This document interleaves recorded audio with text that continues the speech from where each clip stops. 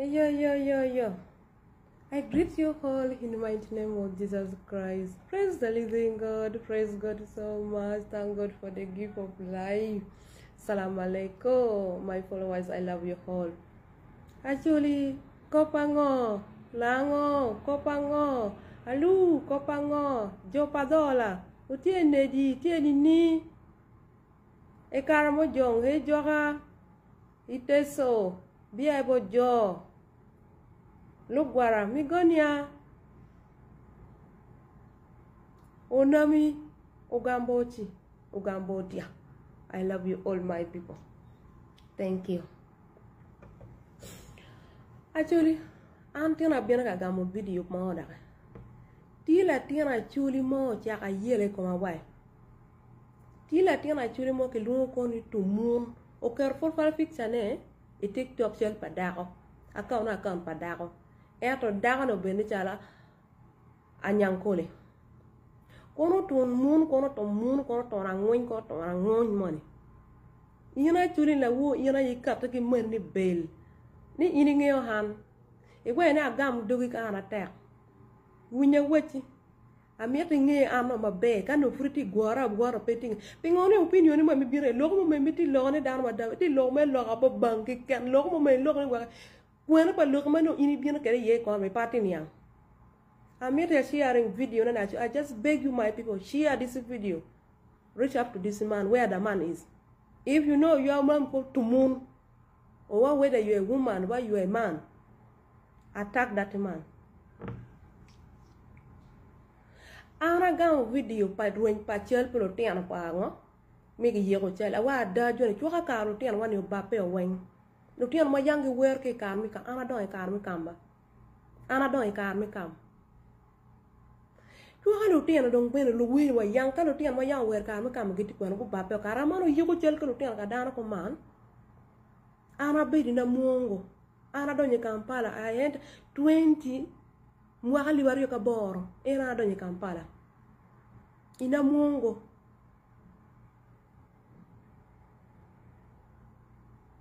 Black Angel, rest in peace, Omara. It was wrong to say that about Black Angel. Anyone who knows that man called Black Angel, he was stay there among the bar called Brecham Kela Wer Mukombote. If that man, he was not been suffering in Namongo, please come and say, Joyce, you are a liar. Lagwe, ka loko goba mariki ma mo chiaringom. Bini wache dare loko gopa. Transami lungu kedi uri pingi. Daka chel kari wich en anene. Achel manu kari wich pian mo beri wani kere. Mo beri at room achel room wakti ko man dogo la wati achel. Kam yin pe beri bon mon henone. Se bini waje. Sensiya lo tiana achuri moma tika deno chane Kampala. Lo tiana no ane ku bion ka tiskiri ko. Nuku bion tiskirti. Ino lo tiano ko me lo tiano burri bak lo tiano burro dog ba muken ora cento jak dana par bi dana pa ye ki gan charti wati Kampala bini ya chuli na muongo e bira nen ngoma kak ki ma pari para chuli la lu teso lu bara kira nen gini ina muongo ka loko gopa go and see them ina muongo what they are doing. Era ka ini bien ka wachani muro a ini ngeo an maber twal ini don ger gwakera no an pangi ini don kera an ma nyol ba wana ngwen ken pa wana bich an nyakan ken ma nyol chuo ken or mere kina mungo matiki kamera metika voldan yenti kamera ne okiro mono biro okiro burukere otini okiro mono mo weje burukere oti no kamera te okon ma ta te kamera men muti warna mo en mo pong chalo barak chalo kame maka pi pong di wan wen man wa bur ko lu pi pong otoni guiri wa piere churon pasiti kanso wa chagar me luak mo ken or bere pere inti we abur oti wan kala chio mama nyew kilo ni ka pe kilo gwilo na wa ka pe bolo chale no bilo bonana wa chi bingeni ana bere nga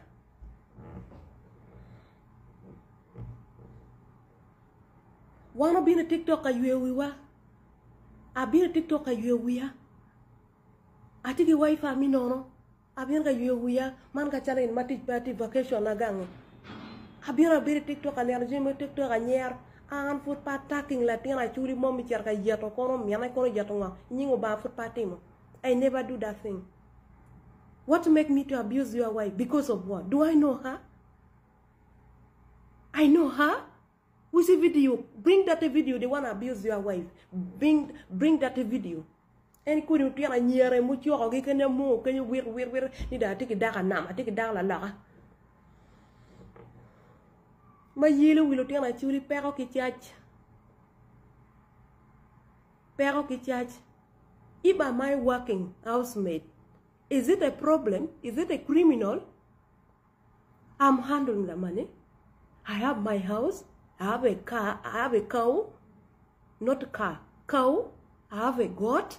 I have a dog. I have a pig. I have a rat. Everything I have, I've already bought with the money for housemaid.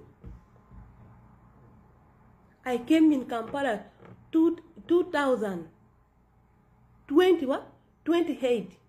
After 2016, I work in Hotel Koroma Road called Elena Restaurant.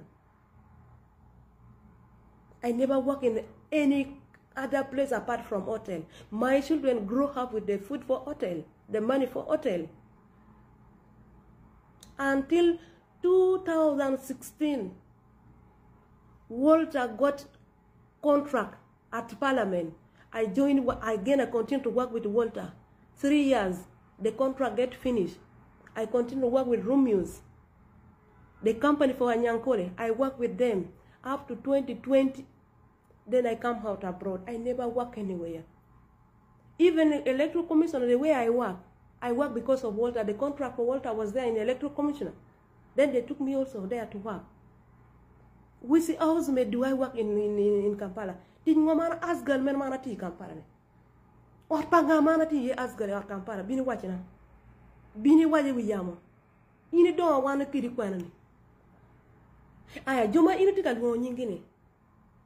Kona lo kono team boss make. O team kambira anba. O team bi luka ke boria. Wajo team o chiat bor la Pamela Peace geberiken go team giti group bana. Pamela Peace la weni. Muno na mera la tena wagi kwa wado wane kegi. Wado wane kegi. E ano kwan pa di girls, ana kwan pa di boys. Ngwecha konya yupo ko wan kila tena noni. We ho team o pen en. Si eno bi kwanya utingu bi kwanya en terwa di kalwa. Tingor ki kwa go ga Pamela Peace gi ka ki charo gangwa. Gangiti do guru me gwada tika nyima na. An gang wati ya cheba puribri ana nyara tuol. Tuola wi ga danen an en.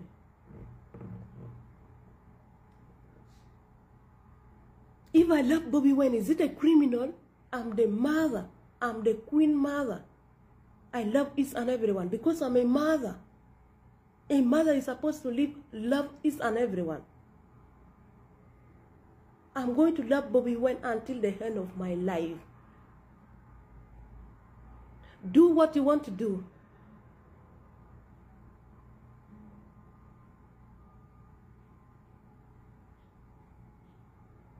Judge.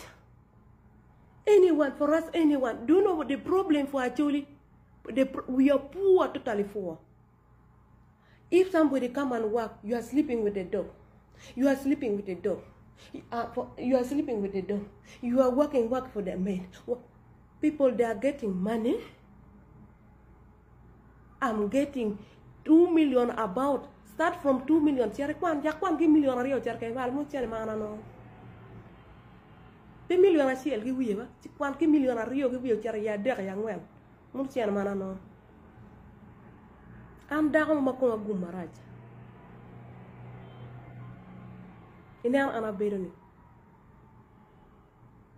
Pen honorable Lanya Gilbert, pen honorable Akol, pen honorable All Beto Chan, pen la Mara Catherine, pen Lutian ne weng mako biru MPC, am ene kato wi right kokano Olanya Jacob.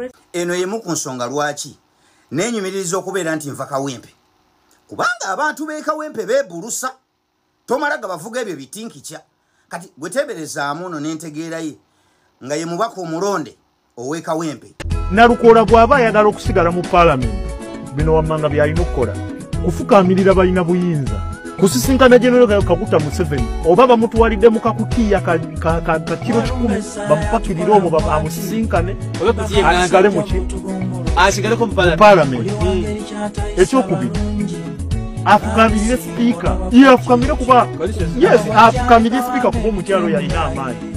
We tested the powers of the speaker. Bannakawempe mwasimatuka luswa nga gwe wasimatukaani kati teberezaamu nga yayita mu bino Honorable Nalukola olwaleero byayitamu mwabeekawempe mwandibadde muli awo bubeezi nga omubaka mumuyina nga emotionally inside kale heart kale akolera Museveni nga bode kale mumulaba mubaka wammwe naye nga inside kale weeri bannakawempe obamba wenti ebimuli byammwe mbibaweesezza mumwa okubeera nti mwebulusa ne mutagwa mu sympathy card zone omuyaayi vetting committee nammwe ali awo abampeera ebimuli omuyaayi ono nga yandibadde atuvuze supiidi bye yeekolaakola ne disparese gye yalaga ng'ayaayi analaga akafaako ne mutagwa mu nkolobe eyo omwana nga yazunza namwandu tuba tuli awaza atagala ne mulekwa ayagala kalulu najja nga atagala na ambulance ntambuza legase ya Segirinya era legase banange tuba tuli awo ate nga agenza atagala paka ku kabuli ebyo byonna bannakawempe ne baga amukwano ebyo byonna tebitulya ffe twagala service ffe byalegase tebitukwata ko twagala service ne bagobe naye ruswa nkubuulira amazima ekitiibwa kyogenda okufana kyo mu nsi muno kya mwami waawaka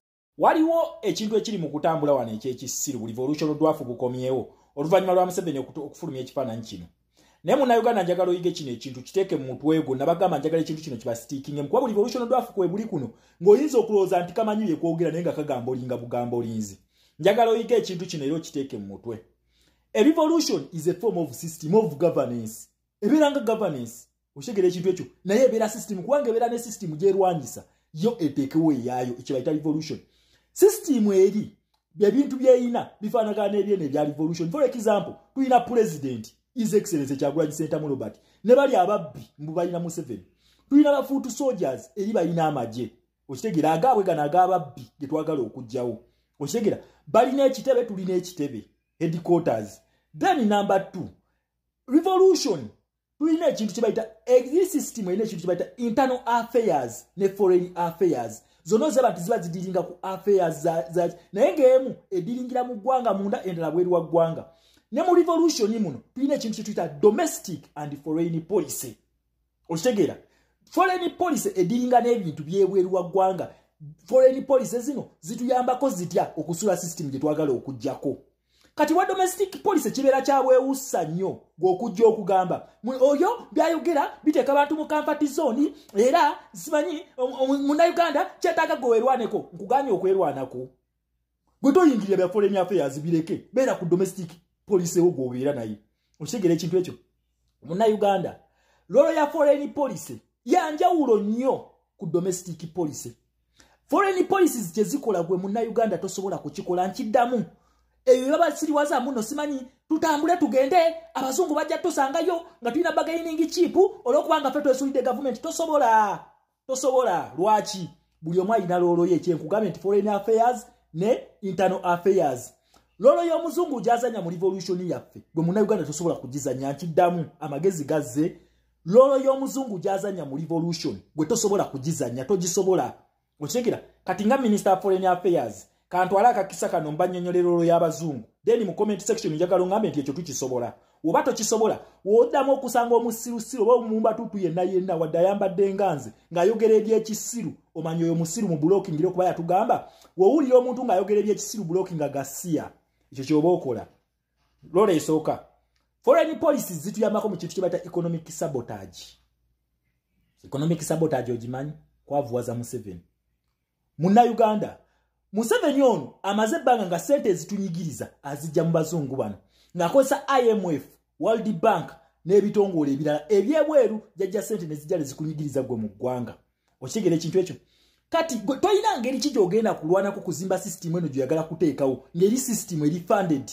Okitegeera ng'erina sente ate nga gwe tozina tosobola kulwanagana na mugagga ng'alina access ezisobola okugula buli kyakulwanyisa kyonna kyonna okulwanyisa gwe.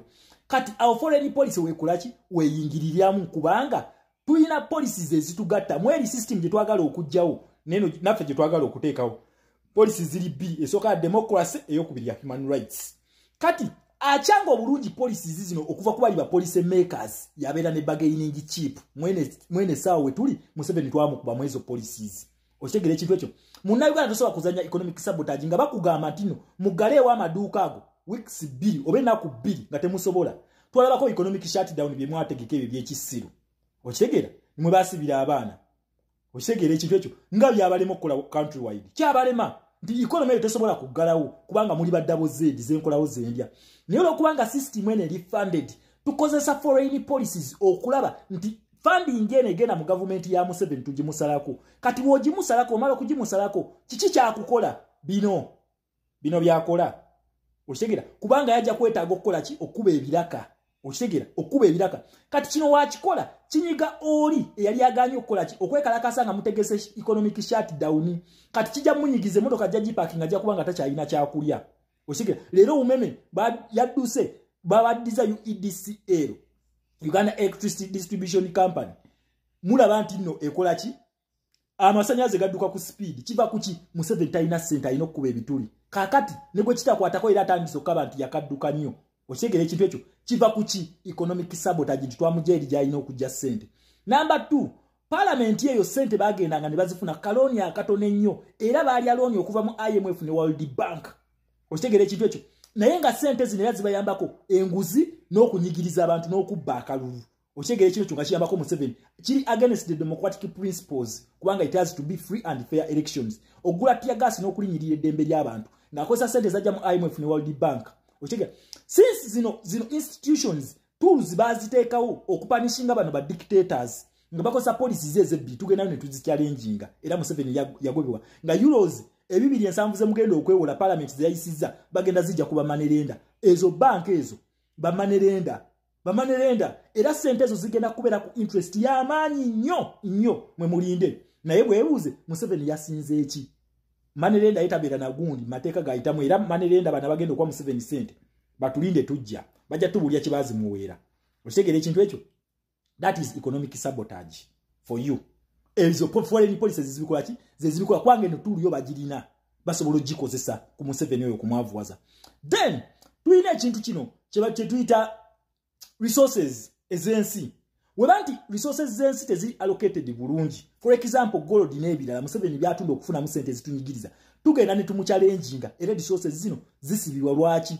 Kubanga resources zensi zonna zirina organizations zimwe zigwa. For example amafuta gagwa under OPEC, Organization of Petroleum Exporting Countries. Mwe bagwa. Okitegeera ekintu ekyo? Waliwo n'ebirala bingi nnyo naye ngeno OPEC yenkulu. Kati tugenda ne tumuchallenginga tubagamba amafuta gano gasima basebo ge mwagala okusima mu France n'abalala biri against human rights. President kwe kugenda eri yabateeka mu concentration camp n'akwatayo ka video n'agabiba n'abantu babagamba nti no bakompensatingibwa amafuta ne gastopingibwa. Okitegeera? Gold n'ebirala byonna tukwata ne tubiteekako embago ba trade ban ensonga lwaki Museveni afaanana bw'ati ogwo mugaso gwa foreign policies kubanga exploration y'ebyobugagga by'ensi ensi si yebyekolera. Waliwo organization ejja n'enoonyereza ku byobugagga by'olina mu nsi. Wemala okubizuula nti olina ebyobugagga we bati bo ne babi estimating ebbeeyi gye birimu then ne bagikubulya gwe n'oli okola announcement tuzudde ekyobugagga bwe kiti naye nga si gwabera bidiscoveringa. So ezo organizations zetudduka mu nnene za foreign policies era zituyambako mu economic sabotage okwavuwaza Museveni kubanga gwe munnansi tosobola kukikola. Okitegeera? Tulina ekintu kita trade ban and embargo. Ono atunda ebyobugagga byabba ku bannansi n'agenda n'abitunda mu katale akensi ne bamuwa sente nnyingi. Sente ezo zakozesa okukola ki? Okutunyigiriza. Kati tukozesa omukisa guno gwa foreign policies olw'ensonga nti zino policies ziri mu human rights na democracy ne tugenda tuzichallenginga ensonga ki Museveni yagobebwa Mwagowa ne bamugoba Mwagowa nti ebintu takyabitundayo Mwagowa. Okitegeera? Egyo gyonna migaso gya foreign policies in a revolution. Dani ekisembayo It is to call international community into our revolution. Tubayita babi participating ko direct ekintu bakita creating aba allies. Abagendo kulwanirako kuyambako. Sengo otandika olutalawo olina okufuna abakuyambako. Kusaidi yaffe tulina Abamerika, Abangereza ne ba Democrats. Museveni alina Abalasha n'aba China. Okigera ne ba communist. Ne ba communist bantu tebasobola kumuyamba olw'ensonga third factor tebagirina. Buwanga bonna bakkiriza mu kintu kibata human rights. These are foreign policies.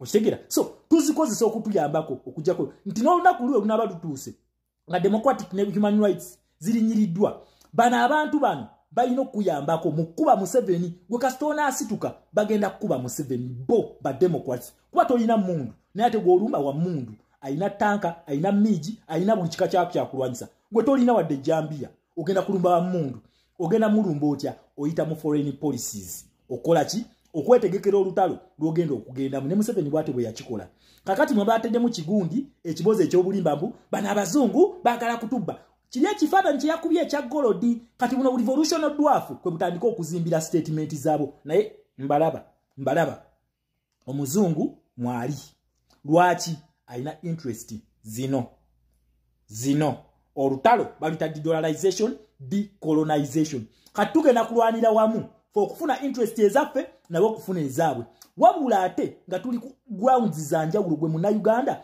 ebintu byogenda okukola omuzungu tasobola kubikola lwaki omuzungu si agenda okukubira akalulu to preaching a protestive vote omuzungu si agenda okujja ntino akwekalakasise gwalina okusituka wamugamba nti akaluona akabba ajja ku internet bakuleetera Starlink ne bagikuleetera awo solution yaabwe y'abazungu eyo Starlink si ya muna Uganda ya Elon Musk agwa mu kintu kya American foreign policy mwagwa okitegeera ekintu ekyo so si muna Uganda ogugwe mugaso gwa foreign